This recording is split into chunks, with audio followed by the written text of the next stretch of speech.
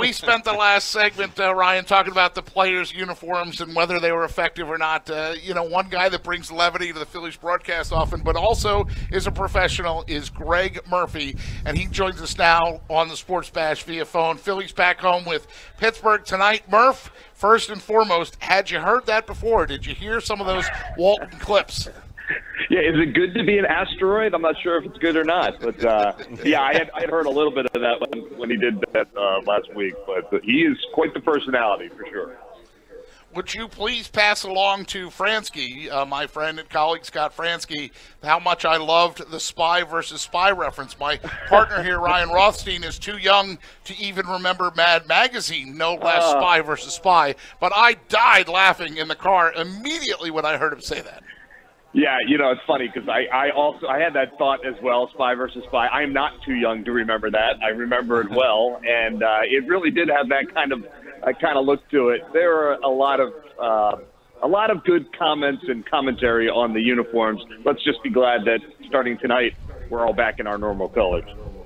That's right. Gregg Murphy's with us, Phillies broadcast, part of the NBC Sports Philadelphia team, and also Tour de Shore does that every year. We'll get into that as well. But let's start with the baseball team, Greg. And I texted you, I think it was yesterday, like lunchtime, like the game hadn't started yet, and said, "Hey, thank goodness we didn't talk on Saturday. That would have been a tough way to break down what happened Friday night."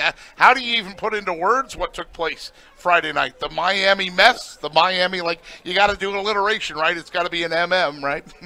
Yeah, I'm trying not to talk about it. I'm trying not even to think about it, to be quite honest with you. It was tough. Look, I'm right down there in the dugout with the guys, and I kind of watched that unfold, and you could see, obviously the frustration on the players' faces, trying to, stop the momentum, stop the bleeding, and they were unable to do that. And it was tough. I mean, it was one of the worst losses this year. There's been a couple heartbreakers for sure. I think you absolutely have to put that one on the list. They got things straightened out on it's Saturday, I guess, and then Sunday, more frustration. So it was a tough weekend. There's no way to talk about it other than by putting it out there and saying they didn't get the job done in Miami. But the good news is still right there with that second wild card. So, they've got to put together a solid month of September. Murph, because you are in the dugout, too, I thought this was excellent on yesterday's broadcast. Jeff Halleckman, I know, does the producing. Johnny DeSangro, Temple guy, by the way. I always give extra props to anybody that's a Temple guy, even though you're a St. Joe guy. Johnny DeSangro on the truck, too. The Cesar Hernandez play, and because you're in the dugout, you probably see Jay Bruce go over there. Do you take your microphone then and whisper in and say, hey, Jeff, Jay Bruce is going, or do they just catch that on their own?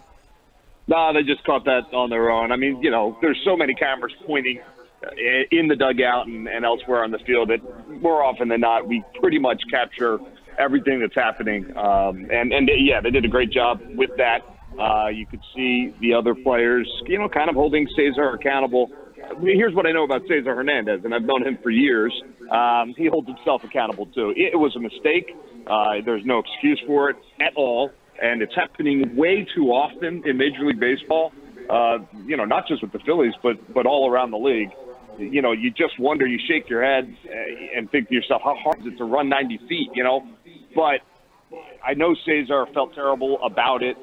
Thankfully, Reese picked them up, and from a baseball standpoint, it didn't hurt them as much. But, again, there's no excuse for it. And I do have a feeling that Cesar will hear it tonight in Philadelphia, because folks are going to remind him that, that you just can't do that. Yeah, the Philadelphia fans are passionate, that's for sure. Gregg Murphy's with us. Phillies, I guess, what do you call yourself? Sideline reporter? Phillies on-field reporter? Field reporter. Yeah, on-field reporter. Thank you. That works. guy that tries to avoid the Gatorade, Powerade water shower after a win. Guy that tries to get out of the way if it's a loss. And my last question for you before I turn over to Ryan for a second is you say there's cameras everywhere too. Murph, you were really avoiding missiles in Boston, right? I mean, your position was challenging, and yet you were hanging in there like a champ. Well, I'll tell you what, that spot in Boston is about as tenuous as any we have in baseball. I've been hit a couple times, and I've had a couple near misses this year. One in Washington that was an absolute rocket that just missed me, and then one of the ones in Boston was coming in pretty hot too. So yeah, I guess it's all part of the job. Down there on the field, you're going to be in the action.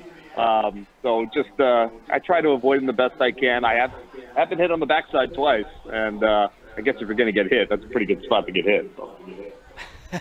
Gregg Murphy joining us, on-field reporter is how we're going to characterize his position here. So you said it yourself, Murph. You're there on the field, in the dugout, following this team from start to finish, essentially throughout the entire season. So I want your point of view here given to the listeners.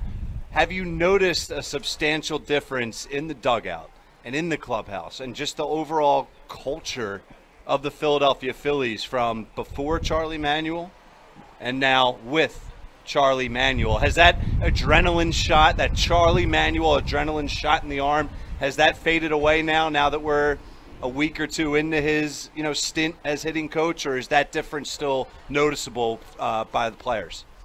Well, honestly, Ryan, I think when they made the announcement that Charlie was going to come in and be the hitting coach, from a player's perspective, it wasn't 100%, hey, this is great news, because first of all, they respected John Maley, and John has been part of the Phillies organization for the last 2 years. Everybody liked John. He was a good guy to be around. So there was also a feeling of, man, we let one of our guys down. So the idea that it was just, obviously the fans and folks who love Charlie like we all do were very excited to get him back in the dugout. But from an organizational standpoint, it was kind of a mixed feeling. That said, I think what Charlie does bring is a old school perspective, which we've talked about, and this idea, this calming effect that, hey, baseball's hard, go out and do the best you can, and when you get back to the dugout, we'll talk about what you did right and what you did wrong. And I think he's brought a little bit of this calming effect to the players, and I do think that has been a little bit of a noticeable difference. So everybody loves Charlie. Charlie's been in and around the organization, for the last couple of years. These guys all know him. They've all worked with him before.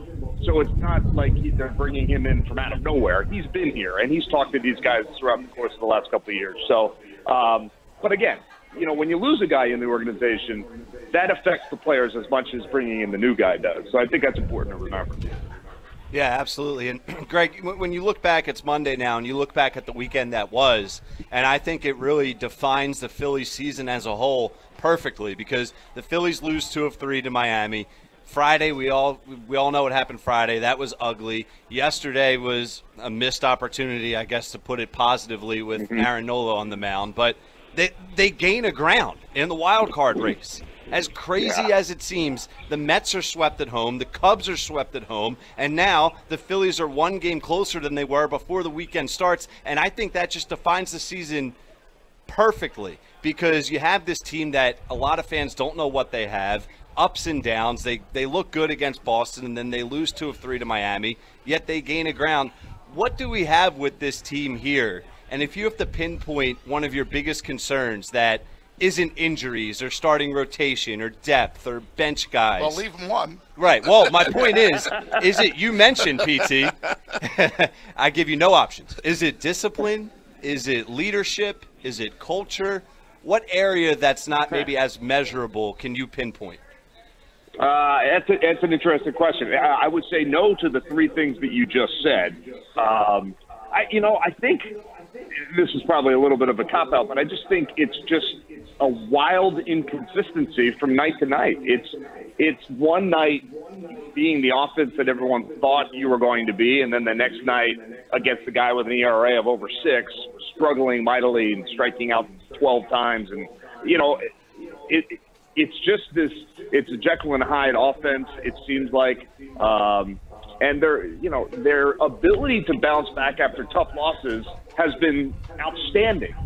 But then their inability to maintain any kind of momentum has been maddening. So it's hard to put your finger on. I think all of the things you mentioned in terms of injuries and starting rotation depth and all of those things have contributed to this frustration.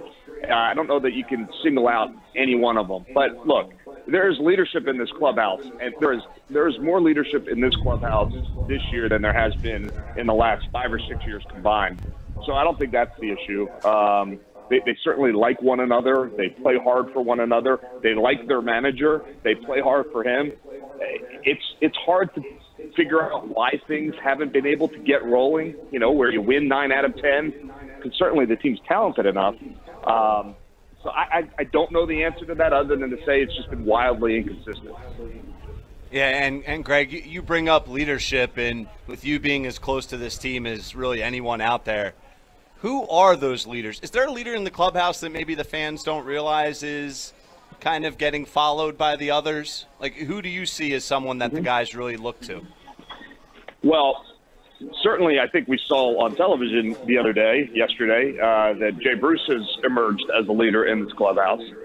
You have to be a leader to be able to address a teammate the way he did with Cesar, and have Cesar after the fact say, hey, Jay came over to me and talked to me, and I know he's right. And so I think Jay Bruce, certainly in the short period of time that he's been here, has emerged as a leader. But the leader in this clubhouse this year and for most of last year is Rhys Hoskins.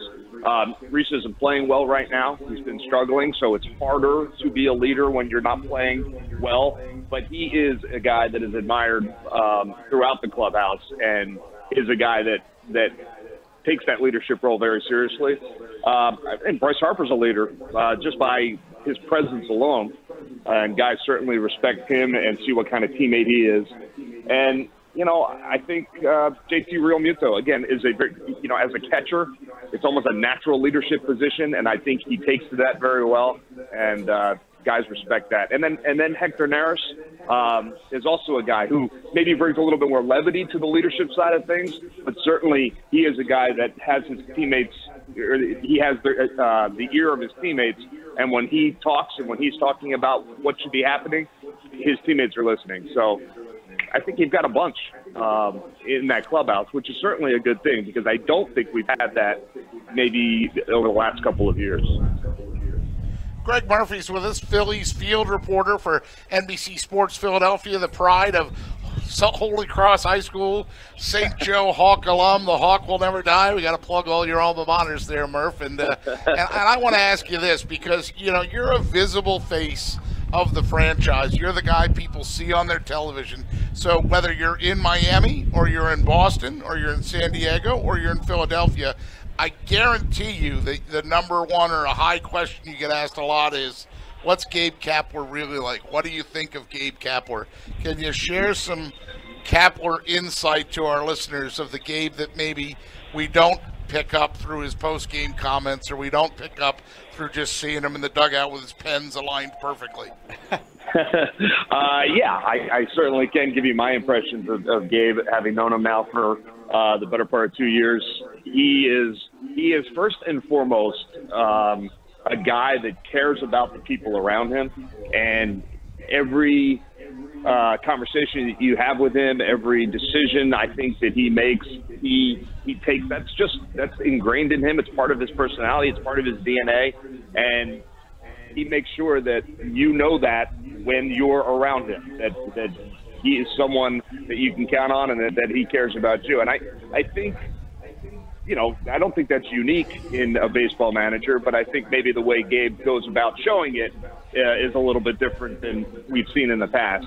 But I can tell you that his players respect him and enjoy being around him, and they work hard for him. And, we've heard Gabe say about his coaching staff that they work incredibly hard to be prepared.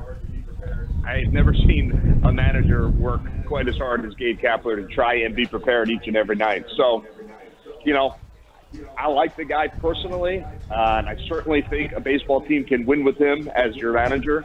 And, he's a guy that has new and interesting ideas, but he's also a guy that played more than a decade in the big leagues and knows what it takes to be a successful big leaguer. So I think if you put those two things together, you have a pretty good resume for a guy who can be successful in the big leagues as a manager as well. So, Murph, not to give away any of your preparation for tonight's game, but what can you tell us about crew Aaron Harper, 7 pounds, 8 ounces, 19 inches? I mean, this is part of your job description. Yeah, here's what I can tell you. He's going to be a good athlete, I bet. Because mom and dad are both pretty darn good athletes. So, yeah, it's funny. We, just like everybody else, we were waiting to hear the official announcement of the baby being born, and it's great to see some of the pictures that they put up on social media. I'm sure Bryce is beyond excited. I know just how excited both he and Kayla were, leading up obviously to the birth. So it's great to see them making the announcement. And I haven't heard for sure. I think Bryce has been reinstated officially, I think, so we will see him tonight. I haven't had a chance to talk to him yet, but I certainly can't wait to give him my congratulations as well. Yeah, none other than a source of the Baron, Larry Schenk, tweeted out the official roster move of Bryce Harper being reinstated and Michael Franco going back to AAA Lehigh Valley. Although Michael, he had a good weekend and he could be back up in a couple of weeks when rosters expand. That's a natural segue to ask you who else, who are some of the other faces you think we could see?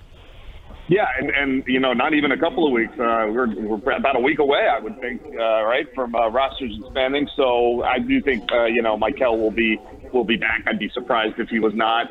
I think Nick Pivetta will be back very quickly, having been sent down the other day. I think he'll quickly make his return as well. You're going to see a lot of familiar faces, guys that have spent a little bit of time up here. Maybe a guy like Phil Gosselin will be back to help out from a bench perspective. He's been playing really, really well down there in AAA. And then a lot of the bullpen arms that we have seen, over the course of this year because of necessity. I think those guys will also fill out some of those extra roster spots. I'm not sure if we're going to see any surprises, to be quite honest with you. I do think, obviously, those roster spots will be filled, but I think most of them are going to be filled with people that we are familiar with and have seen at some point during this season. Greg, so I want a fun question here for you just for a second, because PT and I had some fun earlier in the show talking about this, and I wanted to know whose side you're on, if you can possibly do that for us. Thoughts on the uniforms this past weekend? Just your personal opinion. Did you like the change, or did it kind of drive you nuts? It kind of drove me nuts. I was not a fan. I didn't mind the uniforms last year during Players Weekend. I thought they were kind of cool. I thought the black and white was a serious misstep. There was so much not to, in my opinion, so much not to like about the uniforms. I thought some of the guys did a good job trying to, spruce them up a little bit and add their personal touches, which I have no problem with. I like that stuff. But I just thought the black and the white, just that very simple choice between the two was a wrong step by Major League Baseball, and I'll be glad to see them going back to adding a little bit of color back into our game. Right, traditional uniforms. I saw a lot on social media, Murph, about like the Yankees and Dodgers playing each other, and they're such iconic franchises and such iconic logos. Here they were on Sunday Night Baseball last night, which is supposed to be the marquee game, and nobody knows who anybody is. Yeah, I thought the black uniforms were okay. I thought the white ones were just awful, and I don't know. They looked to me like they were coming out of the cornfield and Field of Dreams when they first stepped out onto the field. It was just such an odd look for me, for the home teams, or the teams in white. So not a fan. Personally. Well, we'll do this, Murph. We'll ask you because, I like to peel the onion back a little bit or pull the curtain back a little bit to reveal the magic of TV, right? And I've said to you in person before, dude, you have a dream job. And you're like, absolutely, I know it. How many years for you as the Phillies field reporter now? What season is this? How many seasons? I'd have to do. I think this is my 8th season. If I started in 2012, that was my first year. The first year that we started to go into our slide. And I've been here ever since. Looking forward to finishing above 500 this year, hopefully, and moving forward into the postseason. But, so I started in 2012. And, obviously I had been covering the team for, 15, 20 years before that. But I wasn't part of the organization until 2012. And you're right, I do have a dream job, and I'm thankful for it every single day. It is so much fun being a part of this team, being a part of this broadcast team, the TV guys, the radio guys. We have a blast together, and hopefully we are entertaining at night when folks are sitting down to watch Phillies baseball. And win or lose, we tried to put together the best show that we can, just like you guys do, and when you're behind the microphones, and then hopefully we hit the mark more often than we don't. And you brought up we were talking social media there. Like in 2012, I don't know that you were like tweeting in the middle of the game, but now folks will tweet you, and your Twitter is at @GMurphNBCS, right? And you'll answer like, okay, I mean, you are on the move. Just describe what a typical game's like for you. Yeah, well, it really depends on the ballpark. So at Fenway, I was pretty much locked down into my spot down there because we don't get as good of reception with the wireless equipment than you might in a different ballpark. But most of the time, I'm out and about, walking around, and I do try to stay on Twitter during the game as much as I can. I get asked to come to different people's seats literally 100 times a game, and I try to answer the folks with they're just an acknowledgement that I saw the tweet. I obviously can't visit everybody during the game. I always feel badly about that, but it's just not possible. But it's a fun way to keep in touch with the fans. It's a fun way to interact with the fans. It's not always positive, that's for sure. But it's all part of the business. But yeah, I'm lucky in that I get to watch the game from a little bit of a different perspective than even Tom and John Kruk or Tom and Ben do in the booth. I'm getting to see it from all over the place inside the ballparks, and that's always a lot of fun. Right. Twitter has really changed the broadcast for the better, too. I mean, because I know T-Mac will answer people, or he'll pick things up off of Twitter that are maybe happening, So there's a lot of things that Twitter's made the broadcast better, I think. And at the very least, I guess probably the number one thing you might want to do is also wear a sign like, that earpiece in my ear means I can't really hear you. Right? Yeah. Don't you want to tell? Yeah. I always try. I had that fan say, "Hey, I yelled at you and you didn't turn around." I said, "Well, that's probably because I didn't hear you. I mean, I'm certainly not ignoring you, but I don't think people understand that I constantly have voices inside my head, and that's in this case not a terrible thing. It's just part of the job. So folks are constantly talking to me in my ear, whether it be the other announcers or my producer or my director. I don't always have the luxury of being able to stop and chat because sometimes I'm on my way to go do something. But I think for the most part, folks understand that. No, I think your law of averages is pretty good. When you can, you do, and when you can't, you're on the move. So, hey, Murph, I can't thank you enough for joining us on the show. Lineups out, by the way: Hoskins, Harper, Realmuto, Dickerson, Segura, Miller, Kingery, Hazley, and Vargas. There's your first look at the lineup. I'll let you go dig up the rest of it and do your work, and I look forward to the birthing announcements and all the fun stuff on tonight's broadcast. You know that I will be watching. All right, guys, a pleasure to talk to you. Thank you, and here's hoping. Let's get back on track and close the gap on that wild card spot.